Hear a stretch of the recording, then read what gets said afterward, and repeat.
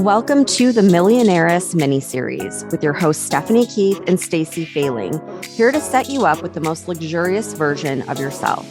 This podcast is filled with wealthy women vibes and a sneak peek into the millionaire's lifestyle. Whether your inner millionaire's dreams of taking private jets to deserted islands or you prefer the lighter side of luxury, we have an opportunity for you that is priceless. Come join us as we share with you all of our juicy money secrets, mindset hacks, and so much more.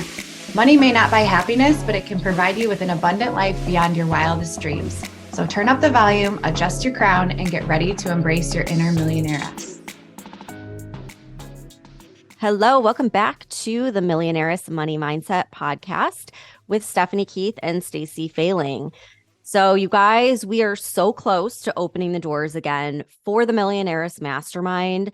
I know a lot of you have been asking about when we're going to open that up again, and you can get on the wait list so that way you get first dibs. You can claim your spot in a little less than a week. So go ahead and go to the link in the show notes for that and get on the wait list. We'll send you an abundance affirmation audio when you sign up, and we'll let you know as soon as doors open.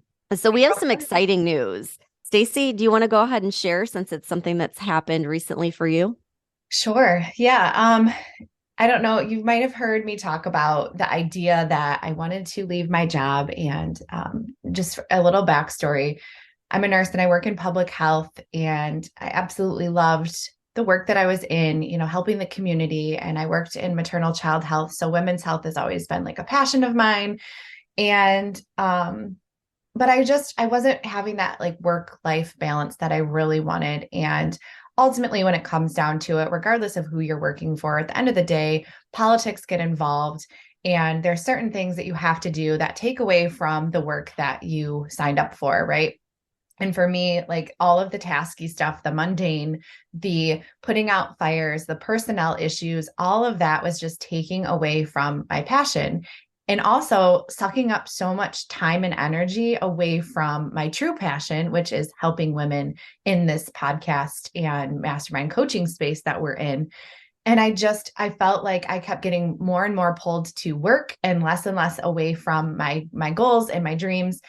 And so I just had to take this big leap and have a come to Jesus moment with myself and have the hard conversation that I needed to have. And it took a little while, but it's official as of today. I am no longer employed, and I am a full-time entrepreneur working from home, and I can be with my family and just start pouring into, talking about it just feels so good. Just start pouring into really, truly what lights me up. Yeah, I was going to ask you, explain how you're feeling right now. Is it just like a huge weight off your shoulder? Like what's going through your mind and your body?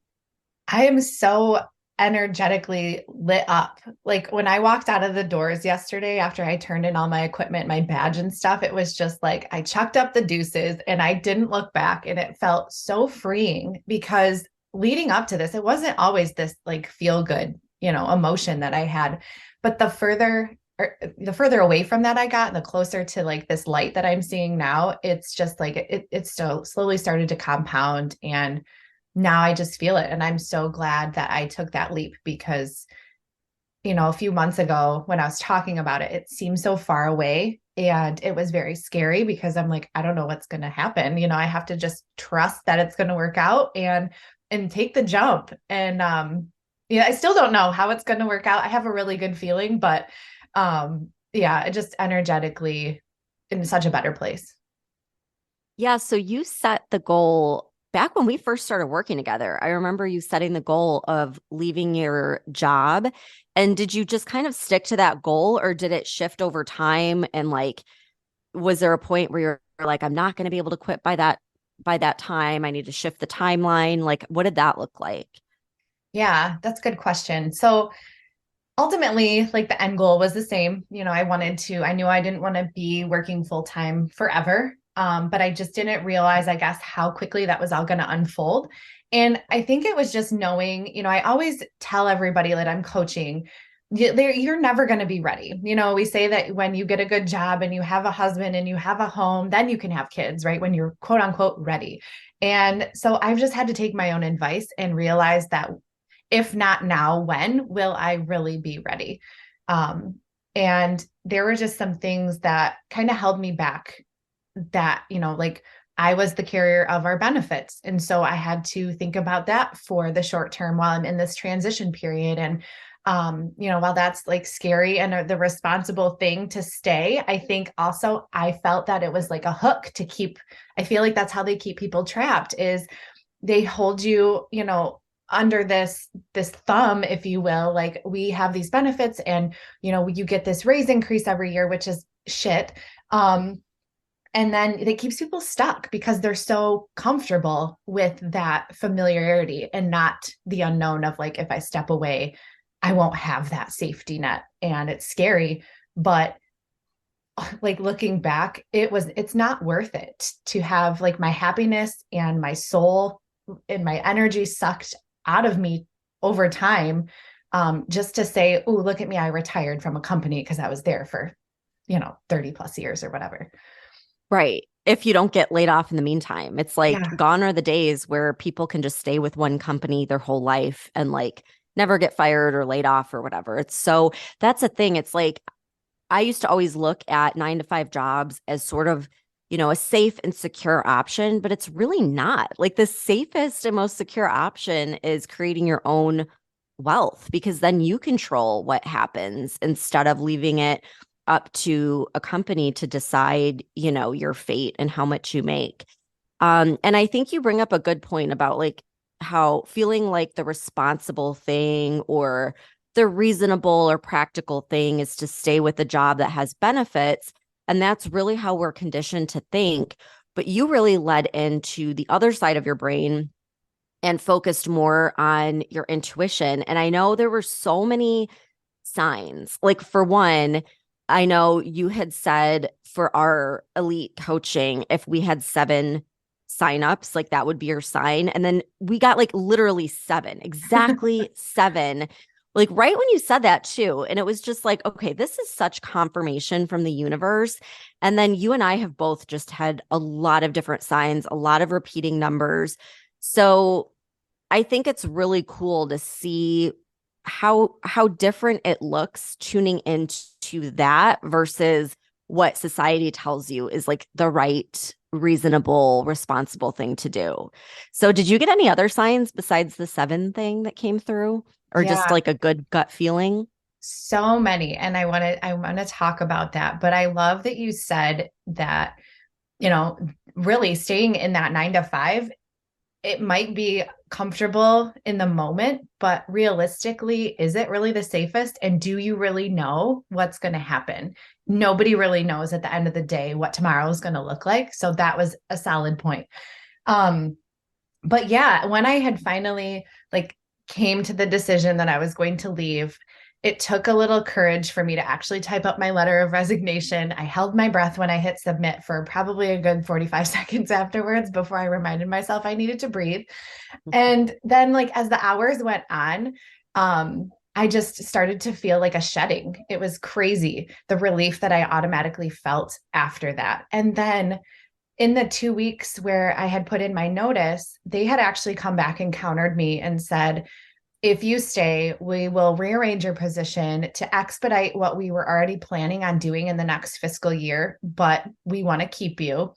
And so we're going to offer you this. And I was like, whoa, total wrench in the gears. I did not anticipate that. And so my brain over here logically is like, oh, well, that's comforting, like that's actually a solid offer. And that's what I had been advocating for since I started. And so it was just like, I felt for me, it was just another gotcha. And Mhm. I took the weekend to sit on it because my human design needs to sleep on decisions like that. And I just was like, you know what? I was at such peace with my decision from the beginning that I don't want to change that just because this got thrown at me. And so that like gut feeling when that happened, even after I had asked for that, it came to me and I still like had the strength to say, no, I'm at peace with that. So like that was a huge sign for me. And then the rest of the 2 weeks, it was just like we did the new moon ritual and my oracle card reading was just spot on. Just I had so many good feelings coming to me, the repeating numbers and just like conversations with friends about what I was doing. And it was confirmation. And I never doubted it after that. Like even when they had given me a different option, I was like, no, I made my decision and I am so fucking comfortable with that decision. Yeah. And I know we talked in the mastermind, one of the girls brought up the whole idea of like the universe rewards the brave. And I have found that in my life. Like every time I've taken a leap of faith and really trusted my intuition, I feel like there's such a big thing that happens right after that, like a total transformation. So I was telling you, I'm like, you just like let the universe know I'm ready for it. And I think there's just going to be a ton of abundance coming in as a result of that. And I think it's also important to just, talk about the realistic point of it, where it's not like you just are 100% clear on like, okay, I definitely should do this. Like there's always going to be that little bit of doubt that comes in and that little bit of fear, and you can still take the action anyways. So like how much doubt did you have along the way? Or did you just like what did you do every time that doubt came in? Yeah, there was a lot of doubt. And it was just like more in the beginning when I started even like thinking it was going to be a reality for me. And then throughout, and even in the last 2 weeks, there's doubt. Even now, honestly, there's just like a little bit of fear. But I guess because of all the work that I've been able to do in trusting my intuition over the last couple of years, I just know that I had too much in my space. And it's just like I love using this as an example, but it's like when you have a cluttered environment, there is literally no more room for anything. So it's like if you find a piece of furniture that you fall in love with, but you're like, I have nowhere to put it because I have all this other shit taking up my space, you miss out on that.